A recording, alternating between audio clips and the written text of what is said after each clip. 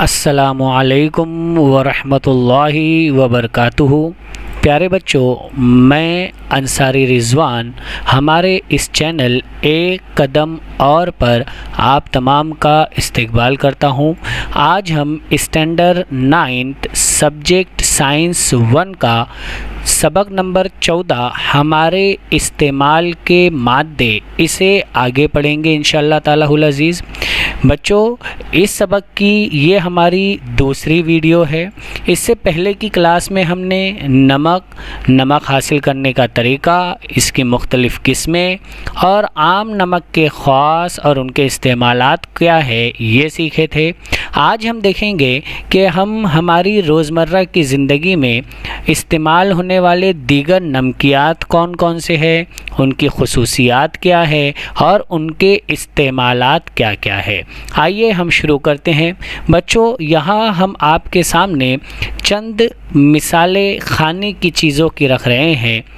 इन्हें देखकर आपको एक सवाल का जवाब देना है कि वो कौन सी चीज़ है जो इन तमाम ग़िज़ाई अज्जा की तैयारी के अंदर इस्तेमाल होती है। अगर आप इसका बगौर मुशाहिदा करें तो आप यकीनन कहेंगे कि ये तमाम खाने की जो चीज़ें हमें नज़र आ रही है इसके अंदर बेकिंग सोडा इस्तेमाल होता है। जी हाँ बच्चों, साइंस की निगाह में बेकिंग सोडा भी एक नमक है। आइए हम बेकिंग सोडा के बारे में मालूमात हासिल करते हैं। इसका आम नाम खाने का सोडा है। अगर हम इसका कीमियाई नाम देखें तो कीमियाई नाम इसका सोडियम हाइड्रोजन कार्बोनेट है, या हम इसे सोडियम बाइकार्बोनेट भी कहते हैं।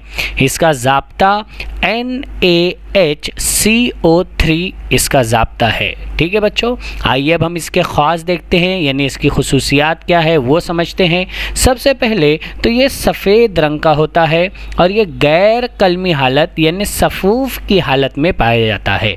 बच्चों, इससे पहले के क्लास में हमने कलमी हालत और सफ़ूफ़ क्या होता है ये हमने समझा था।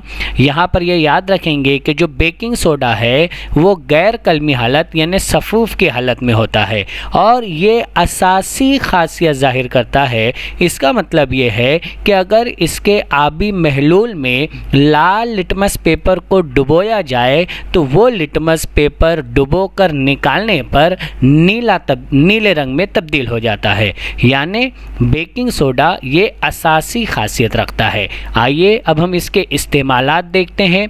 बेकिंग सोडा के इस्तेमालात मुख्तलिफ़ ग़िज़ाई अशिया की तैयारी में किया जाता है, जिसकी मिसाल अभी हमने देखे कि केक, पाव, ढोकला, गुलाब जामुन, भजिया, मेंदू वड़ा वगैरह इन ग़िज़ाई अज्जा में बेकिंग सोडा यानी खाने के सोडे को इस्तेमाल किया जाता है।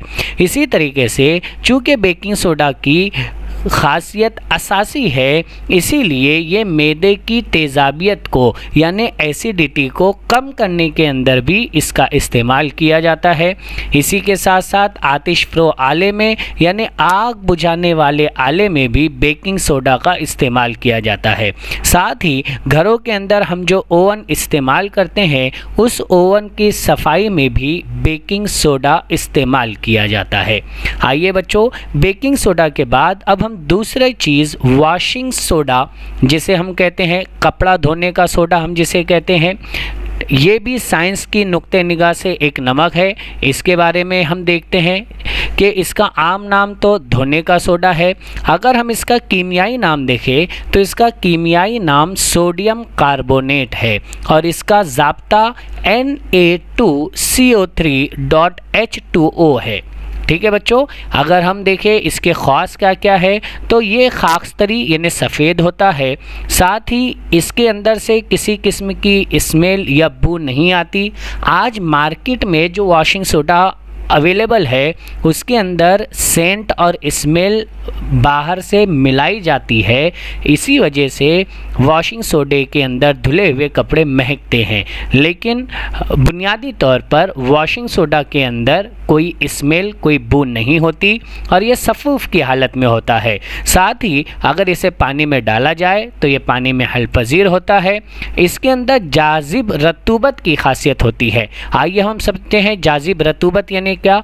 जाजिब रतूबत में बच्चों दो लफ्ज़ है। पहला है जाजिब, जाजिब के मानी है जज्ब करने वाला, और दूसरा है रतूबत, रतूबत यानी नमी। इसका मतलब ये हुआ कि हवा में अगर इस वॉशिंग सोडा को खुला रखा जाए तो ये हवा में मौजूद आबी बुखारात को जज्ब करने की खासियत रखता है। इसे ही हम जाजिब रतूबत कहते हैं। वॉशिंग सोडे के अंदर ये खासियत पाई जाती है। साथ ही ये असासी खासियत जाहिर करता है। मतलब यही है कि अगर इसके आबी महलूल में हम लाल लिटमस पेपर को डुबोएं तो वो लाल लिटमस पेपर नीले लिटमस में तब्दील हो जाता है। उम्मीद है वॉशिंग सोडा के बारे में जो बुनियादी मालूमात और इसके ख़ास बताए गए थे ये आपके समझ में आए होंगे। आइए अब हम देखते हैं इसके इस्तेमालात को। तो बच्चों सबसे पहले कपड़ा धोने के लिए हम वॉशिंग सोडे का यानी कपड़े धोने का सोडे का इस्तेमाल करते हैं। इसी के साथ साथ वॉशिंग सोडे का इस्तेमाल मुसफ़ा यानी जिसके ज़रिए से सफाई हासिल की जाए, साथ में कांच और कागज़ की सिनतों में इंडस्ट्रीज़ के अंदर भी वॉशिंग सोडा का इस्तेमाल किया जाता है। इसी तरीके से पेट्रोलियम की तख़लीस के अंदर, पेट्रोल को खालिस बनाने के अंदर भी इस वॉशिंग सोडा का इस्तेमाल किया जाता है। आइए अब हम चलते हैं ब्लीचिंग पाउडर की तरफ। बच्चों ब्लीचिंग पाउडर भी साइंसी नुक्ते निगाह से एक नमक है। आइए हम इसके बारे में मालूमात हासिल करते हैं। इसका कीमियाई नाम कैल्शियम ऑक्सीक्लोराइड है और इसका ज़ाब्ता CaOCl2 है। आइए हम देखते हैं इसकी तैयारी का तरीका क्या है कि ब्लीचिंग पाउडर किस तरह तैयार किया जाता है। तो कैल्शियम हाइड्रोक्साइड यानी अनबुझा चूना, इसके ऊपर से जब हम क्लोरीन गैस को गुजारते हैं तो उसके नतीजे में कैल्शियम ऑक्सीक्लोराइड यानी ब्लीचिंग पाउडर तैयार होता है। बच्चों ये ब्लीचिंग पाउडर के ख़ास अब हम देखने जा रहे हैं। ये जर्दी माइल सफ़ेद होता है यानी इसके अंदर कुछ हल्का पीलापन भी होता है, पूरा वाइट नहीं होता। साथ में ये सफ़ूफ की हालत में होता है। इसके अंदर से क्लोरीन की तेज़ बू आती रहती है और ये भी असासी खासियत को जाहिर करता है, यानी इसके आबी महलूल में लाल लिटमस पेपर डुबोने पर वो नीला लिटमस पेपर में तब्दील हो जाता है।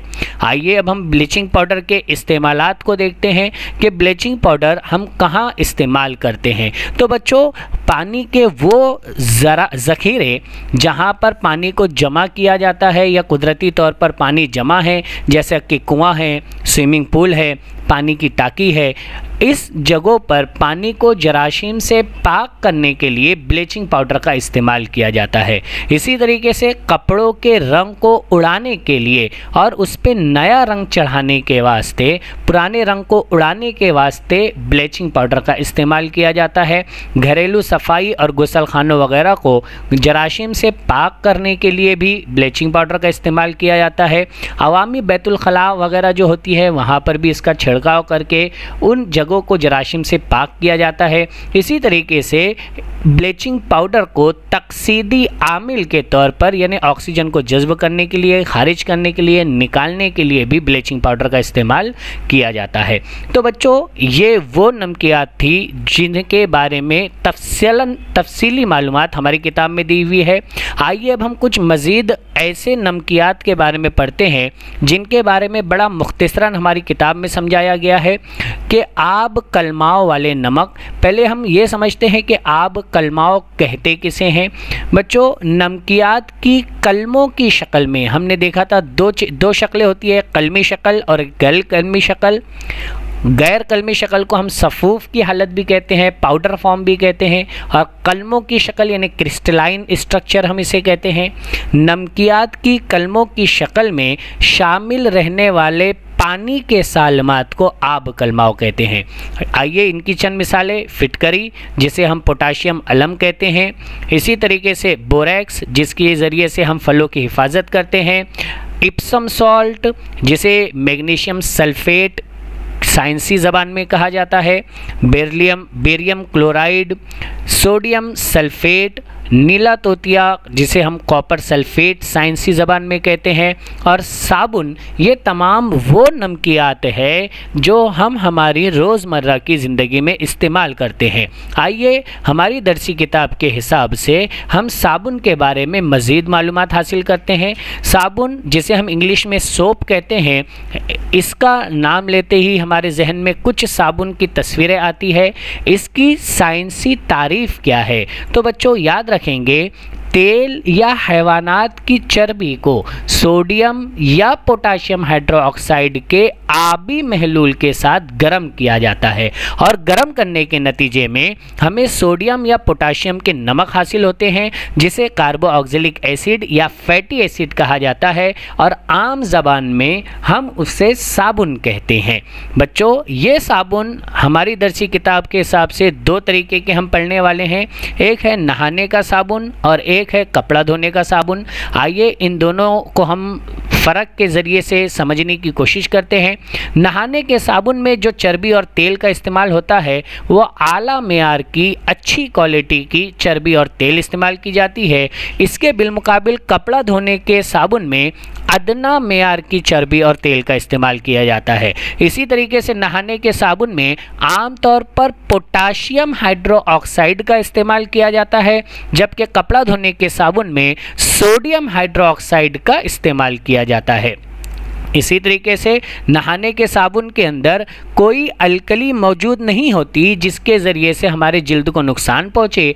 अल्कली की गैर मौजूदगी की वजह से नहाने का साबुन जिल्द के लिए गैर नुकसानदेह होता है, जबकि कपड़ा धोने के साबुन के अंदर आज़ाद अल्कली मादे मौजूद होते हैं जिनके ज़रिए से सफाई के अमल को मुकम्मल किया जाता है। इसके साथ ही नहाने के साबुन के अंदर कीमती खुशबुओं का इस्तेमाल किया जाता है, जबकि कपड़ा धोने के साबुन के अंदर सस्ती खुशबू वाली अशिया का इस्तेमाल किया जाता है। बच्चों, आने वाली क्लास में हम पढ़ने वाले हैं कि ताबकार मादे यानी रेडियो एक्टिव सब्सटेंसेस क्या है, हमारी रोज़मर्रा की ज़िंदगी में हम क्या इन्हें इस्तेमाल करते हैं। ये तमाम चीज़ें आने वाली क्लास में हम सीखेंगे। आज की क्लास में इतना ही। जज़ाकल्लाहु खैर व अहसनुल जज़ा। अस्सलामु अलैकुम व रहमतुल्लाहि व बरकातुहू।